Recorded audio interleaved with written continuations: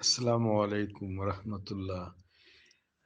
بہت آسان سی بات ہے، جس چہرے پر اللہ کے نور کا پرتو پڑتا ہو،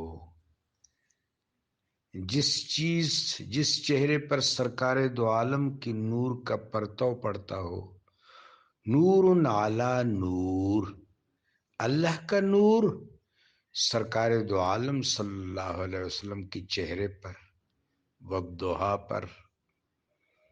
محبوب پاک علیہ الصلاۃ والسلام نے فرمایا کہ انا وعلی من نور واحد، ان دونوں انوارات پر اللہ تبارک و تعالی کا نور۔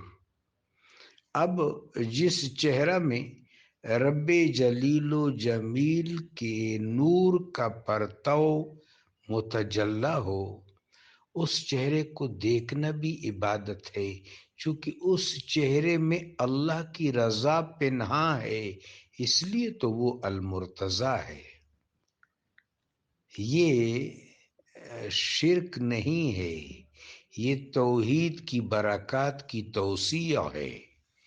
جزاکم اللہ۔